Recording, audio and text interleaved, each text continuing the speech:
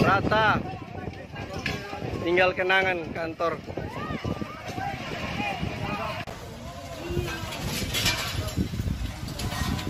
Kantor Bupati Ati.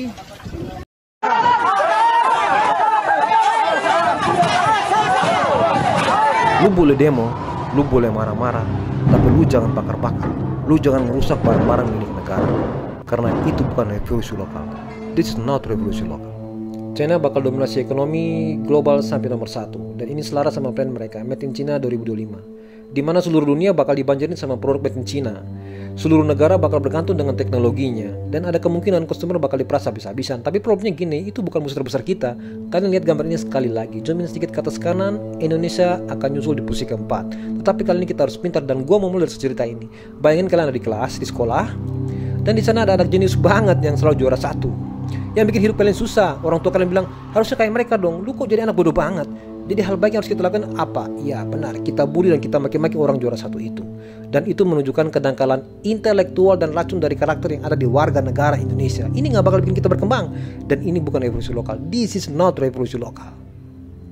Revolusi lokal itu memaksimalkan potensi diri kita. Lu sebagai konsumen silakan beli produk internasional, tapi tahu di belakang kepala tuh ada produk lokal yang bisa kalian beli juga, yang kualitasnya gak kalah juga. Lu sebagai brand lokal gak usah minta dikasihanin. Bilang ini produk lokal, harga gua harus mahal, kualitas jelek gak apa-apa. Kita nggak boleh minta konsumen turun buat untuk kompromi, tapi kita harus bareng-bareng naikin kualitas kita, dan itu artinya revolusi lokal. Balik ke cerita kita lagi di kelas, apa yang harus kita lakuin adalah kita harus belajar mati-matian.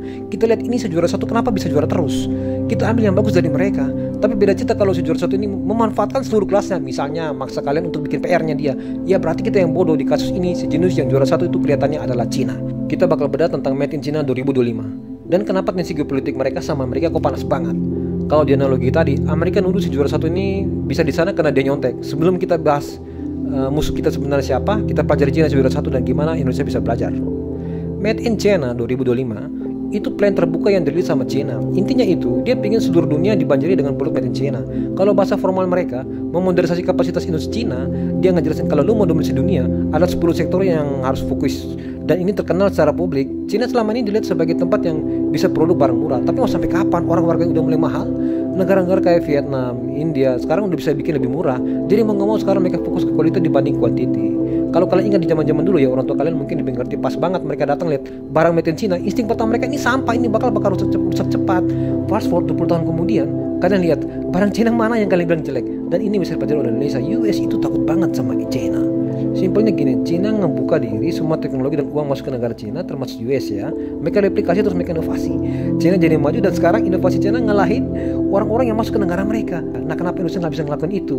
Kita masukin semua dari luar, tapi kita nggak lupa untuk berinovasi. Terus kita bantai balik. Sebenarnya itu kan bisa kita pelajari. Si jenius juara 1 ini bukan harus kita maki, tapi harus kita pelajari untuk naikin kondisi kita sendiri.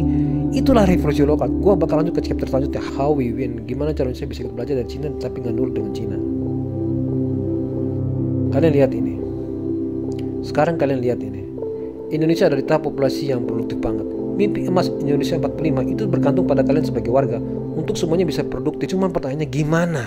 Apa sikap paling bagus untuk menanggapi international brand dan uang dari negara lain? Kita lanjut ke chapter 3, The Long Game. Indonesia Emas 2045. The Long Game. Sebelum gue jelasin musuh sebenarnya kita, revolusi lokal dukung Indonesia Emas 2045. Tapi dari kemarin ada yang nanya, maksudnya brand lokal itu apa? Apa owner harus Indo? Apa barangnya harus Indo? Dan di sini sebenarnya bukan masalah ras, bukan masalah etis ownernya, bukan masalah kerja sama siapa, tapi brand yang memajukan ekonomi Indonesia. Dan kalian harus ngerti, ujung-ujung itu uang. Dengan uang lu bisa ngelakuin banyak hal. Yang kalian harus pahami sekarang, uang yang beredar di Indonesia sebanyak apapun, serviset apapun, itu nggak cukup untuk bikin Indonesia maju 2045. Kita harus bergantung dengan namanya foreign direct investment, atau uang luar dari negeri masuk invest ke Indonesia. Dan ini cara kita bisa defend brand lokal. Buang rasa atau etnis dari kepala kalian. Brand lokal adalah yang uangnya dari luar atau dari Indonesia, sebisa mungkin produksi di Indonesia, membuka lapangan pekerjaan di Indonesia, support sesama brand Indonesia. Kalau bisa produk lu dijual ke luar negeri. Dengan kayak gini, saatnya itu tuh semua uang masuk ke Indonesia dan cuma berputar di Indonesia. Terus gimana kalau nggak usah kerja sama Cina? Kita harus bisa memanfaatkan Cina, pakai bahan-bahan yang murah dari sana, produksi dan tambahin value di Indonesia.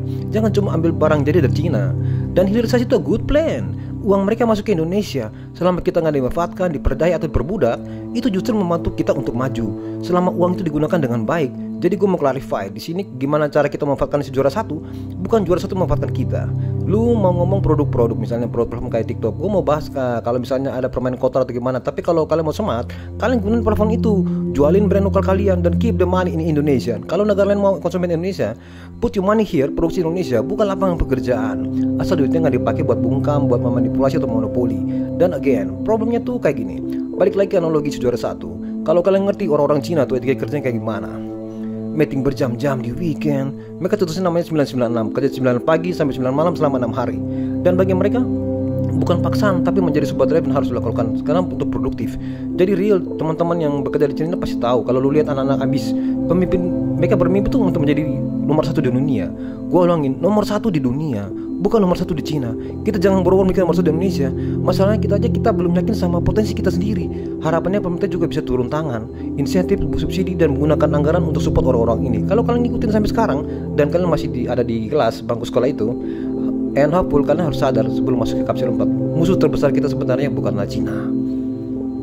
Musuh terbesar kita sebenarnya bukanlah Cina. Lantas, musuh terbesar kita sebenarnya siapa? Musuh terbesar kita yang sebenarnya adalah diri kita sendiri. Warga yang malas, tidak produktif, alat korupsi masif, dan kita yang gak percaya dengan potensi negara kita sendiri. And yes, ini salah kita sendiri. Lu boleh silakan marah-marah ke pemerintah. Kalau lu mau jujur rasa atau ngomong-ngomong soal pemerintah, ya oke, bebas, lu berpikir lah. Sampaikan keluh kesahnya, tapi habis itu be produktif.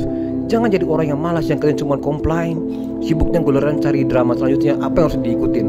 Dan itu musuh terbesar kita. Negara lain yang udah mikirin sampai 2075 gimana mereka dan warganya bisa mempertahankan inovasi mereka.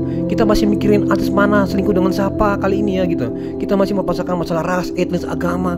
Kalau lu tinggal di Indonesia, apa yang bikin kita kuat? Binika Tunggal Ika dan adab untuk gotong royong. Itu cuma negara kita yang punya. Seluruh kekayaan sumber daya alam yang potensi populasi kita, itu semuanya sia-sia kalau kalian sendiri nggak percaya potensi negara kita sendiri.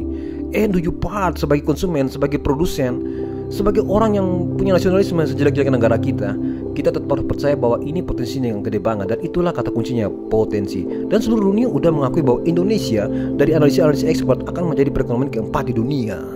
Tapi kita musuh diri kita sendiri. Buat kalian yang nonton, ini arti sebenarnya revisi lokal. Bukan membenci etnis tertentu, bukan menurunkan standar konsumen, tapi kita level up. Ini satu-satunya cara di tahun 2045 di mana anak cucu kalian bakal menikmati dan bangga tinggal di Indonesia sebagai negara yang beragam tetapi tetap bisa menang nomor 4 di dunia. And that's Indonesia, and hopeful. Kita harus bisa percaya pemerintah bakal melakukan investasi yang baik, lebih smart dalam pemilihan strategi untuk kedepannya. Mungkin akan gue closing sedikit di Capture 5, Capture 5, revolusi lokal. Gue akan mengutip dari Pak Jokowi, untuk mencapai Indonesia Emas 2045 sangat dibutuhkan smart execution dan dibutuhkan smart leadership oleh strong leadership yang berani dan pandai mencari solusi dan yang punya nyali. Gue akan bikin statement ini. Gue nggak ngelakuin ini buat berpihak dengan seperti manapun, karena gue ngelakuin ini sebagai warga negara, ingin negaranya maju. Dan gue tahu banyak dari perkembangan negara kita bergantung sama kebijakan pemerintah.